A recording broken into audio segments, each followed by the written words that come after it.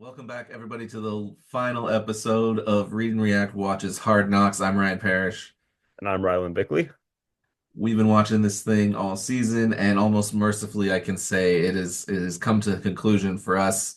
It might continue on as a show with the Ravens, and we might tune in a bit to see, out of morbid curiosity, how the Steelers outro in it, but we won't be dedicating an episode to that because I gotta imagine that at most the Steelers are probably gonna get the treatment that the Bengals and Browns got in this previous episode. Rylan, why don't you get us right into your recap? You know it. So yeah, we started off quick little intro to like Steelers Ravens, why it's a big deal. And then as Ryan mentioned, kind of 5 minutes each for Bengals and Browns kind of wrapping up their season. More substance on the Browns side of things. Kind of got to see some of the players' reactions to some coaches getting fired, which I guess was kind of interesting to see inside of that.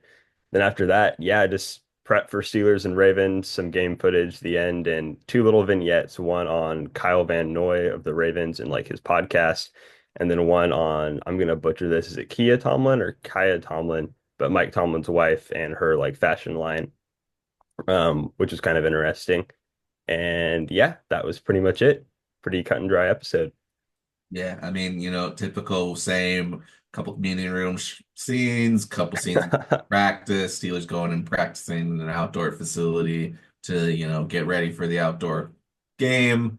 Um, you know, not a lot really to go with there. Like you could tell that the Ravens seemed like a team that knew basically what they were about and how they were going to get things done. And the Steelers, I think, uh you know, seemed like they were trying and this is it's again, this is only they show us, only a small glimpse into how the week is prepared.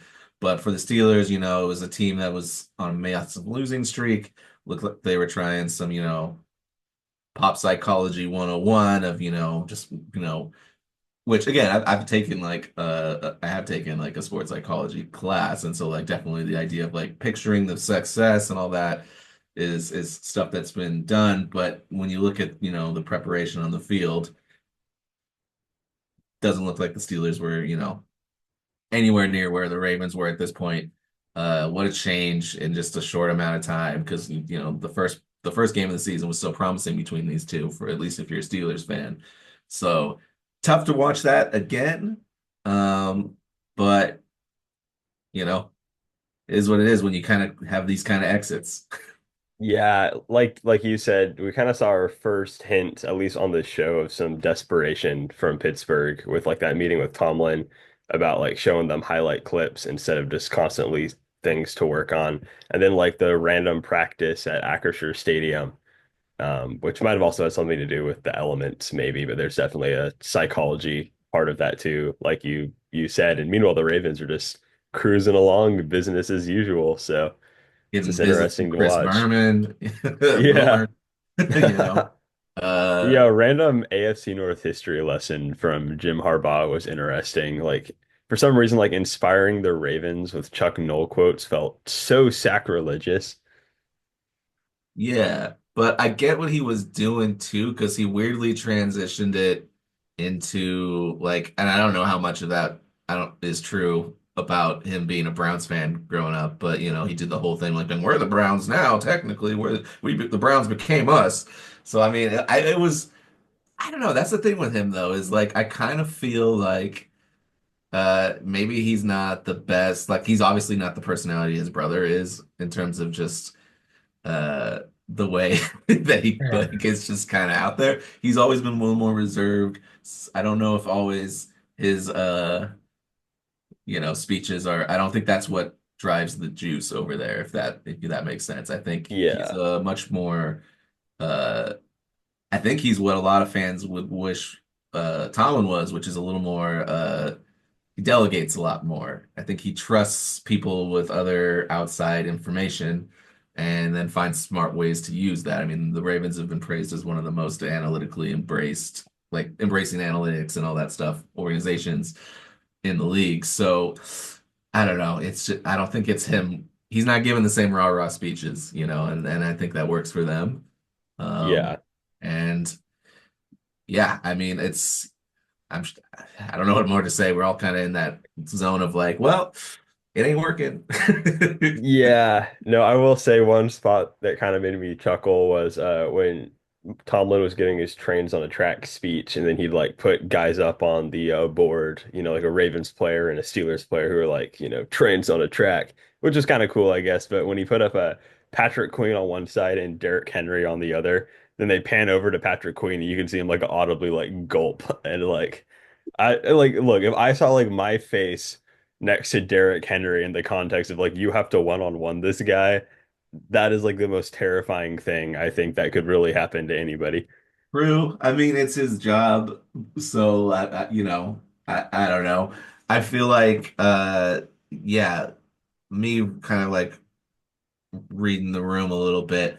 It it's just like with a lot of Tomlin stuff. It hits when you're winning, Yeah. but when you're losing, it really kind of I don't know. To me, I find it a little grating, and I don't I don't know if that's fully true because like players still say they want to come play for them, and I mean I know some of it's you just gotta like say what you gotta say to the press, but like there's already been a few guys on the team that have like more than just said like the bare minimum. They've like gone to bat for him. And I don't know, it's tough because the Steelers are in that worst spot of always good enough to get to the dance, but everyone knows they're not, really truly threats for the Super Bowl at the moment. And it's just kind of that frustration of that this is a team that has to win in the margins if they're gonna make off like any kind of crazy run. And so when you see stuff that are easily even spotted by fans, you know, as Yeah. mistakes that should be avoidable, when you've got players that are, showing questionable effort, reports of guys, showing up doing their own thing when they want to. It's just, yeah, it just makes the whole thing a harder pill to swallow because you're supposed to be the culture guy. That's like your whole, like, if you're Tomlin, that's your stick. That's the whole Yeah. thing, is the culture. And if the culture isn't there, then you know, then what are you providing? So I don't know. He's promising big changes in the presser. I'm sure that might, well, I don't know. They haven't really He done did much. last year too. Well, I mean, they did make some changes Here's the last thing is year, they at to least be took some fair, swings but where you could see them taking swings. Now, I think yeah. in hindsight 2020, you can go were some of them the right swings? Clearly not. Uh, I don't necessarily fault the off-season process. I fault the Yeah. in-season process. If Yep. that like I don't know, you trade away a pick, like it, it's it's the team that's not it's the organization that's not being honest with itself that I think it's frustrating is they want to say that they're still this team that's like going for the Super Bowl. They're trying to do and like I live in Seattle, so I saw another and I'm honestly working on a big piece about the kind of parallels, but like I've seen another organization try to do this with an old coach that they'd had for a long time after their QB Russell Wilson left, try to do the Yep. soft reset. They didn't want to fully tear everything down. They wanted to keep kind of some of the veteran core and then kind of rebuild on the fly. And that's, fine. It gets you to where you're in that 8 to 10 win range. But I don't know. It's like if you're going to trade for Mike Williams and you're going to give up a resource when you're going to have 24 upcoming free agents, that is how you get, your cheap players and your future players and then you're not going to really play the guy. Yeah. And then same goes with, I know it was a late round pick, but like same goes with Preston Smith, like not active for multiple games in the last month and not active for the wild card game. So like what was all that for? Like why did we make these moves and give up resources for guys we're not going to play? And Exactly. why are we I don't know. And why are Well, we and so what's married to a quarterback who, sure, that initial rush when the switch was made was great, but when you're struggling to score 14 points for pretty much the last 5 games of the season, why are we so pot committed? Why are we so stuck to not changing? Like I don't know. It's It's tough. It's Yeah, tough. what got me with Mike Williams and Preston Smith was just like they were playing pretty well when they were on the field. So it's not like, like sometimes you make a trade, it busts, it doesn't work out. No worries, it was just a fifth round pick. But in this case, like Williams was one of the most like efficient players on the team given the targets going his way. And yeah, he was kind of limited, I guess, from a route tree standpoint. It was always go balls almost, but they worked and we're doing that with Pickens anyway. And so just the fact that they're still playing Van Jefferson over him, sometimes Scotty Miller over him was like, Hey, what's the hey, thought process here? Van Jefferson caught a touchdown, so it was He all he worth it. did. Oh wow. Yeah. No shade to Van Jefferson, but yeah, I just honestly I don't get it. And the thing that I kind of reflect back to is like I look at when we made the trade and I was looking at the tape and how they used him initially in that first week. They were doing some interesting stuff where they would put him and Pickens like, in the same bunch and Yeah. then make them try to figure out, okay, what are we doing with these guys? And they just they just stopped doing it. They didn't I don't understand. Like I really don't get what the offense turned into. It really did seem like it turned into huck it downfield, throw it in the flat, or take a sack was our passing game. And I Yeah, I just, mean, there's a reason why the hype for the Steelers was so high and then it dropped so low. Part of that is just, opinions change really fast in football, but it's like it's almost two different teams when you look at kind of that early mid-season Steelers winning streak versus now it's like it's just they were playing completely differently. And so I don't fault anybody who is kind of starting to believe that Super Bowl contender hype, maybe just a little bit, and then all of a sudden didn't. It's like they're not really being volatile there. It's just the Steelers completely changed. yeah, I mean, it's crazy because while it was happening, as primary Justin Fields guy who's noticing everyone thinking now all the same thoughts about Justin Fields that I argued for this season. That's Uh, got to feel good. it doesn't feel good. It feels awful. Okay, valid. But it's wild because the team had a clear swagger and confidence in those initial weeks with Russ, and like a part of me said, okay, well, they're getting away with a lot of stuff that is bound to regress. But I Yeah. just didn't think it would be so hard. And I figured there would be a continual fluctuation. But when it fell out, it fell out. And, I say this in our column this week too, but we've had some brutal teams to watch in recent years. I'll say that.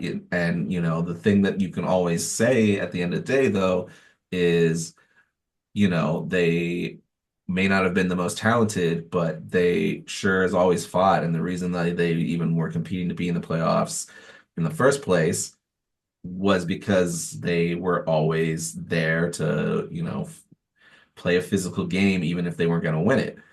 And this team, arguably the most talented in the last 2, 3 years, in You terms of see, just yeah. guys on the roster, and you can just see it with their, the individual performances at times. And yet they went from a team where in October and early November, it felt like, okay, this is a team that at least is going to like swing with each contender. They might lose, but they're going to at least drag them in the mud with them. To I've never seen a Steelers team quit like this. Yeah. And I mean, to the point like, Herb Street, I typically kind of roll my eyes at normally, but like I couldn't disagree with them this time because like it was true. You saw guys jogging out there, not making tackles. You saw, just confusion on both sides of the ball. And man, it's hate to pick, it just sounds like a downer here, but I think, it's still fresh. I think as fans, we're all still feeling it a little bit. And I know for a large number of people, there's frustration that, it seems like we're gearing up to do it all again. Yeah, exactly. Yeah, Herb Street was just piling it on all game, but there was never a point where I was like, "That's too far," which is Right? sad. Which, yeah, that's tough. It's tough. And you've all the pundits looking at the tape or like saying it's like literally laugh out loud how bad some of it, and it is. So it's like, I Yeah, think there'll be some staff changes. I think Arthur Smith of the three big ones is the one that's most likely to be back. But take that how you will. I think Terrell Austin is as good as gone. Yep. I think Pat Meyer probably should also be gone. We'll see what happens with that. Um, and then yeah, Arthur Smith, future Jets head coach Arthur Oh my Smith. Let's gosh. manifest Yeah. That would be it. interesting. I don't know where I legitimately don't know where they would go. Um, if he were to leave, I don't know who the outside voice is. It's always tough with coordinators because it's like you don't really know, like we don't really know any of these people, but it's even harder to assess like who gets credit for what when you're at that level. Yeah. Like who's he's the passing game coordinator. Is the passing game coordinator the genius, or is it, you know, the guy who shakes look over the line, or is it, the OC himself? Yeah. So like, in most cases, I think it turns out to really be a team effort. And so just plucking a guy isn't always the case, but I think the wish for every uh Steelers fan would be on both sides of the ball, a more modern approach. Absolutely.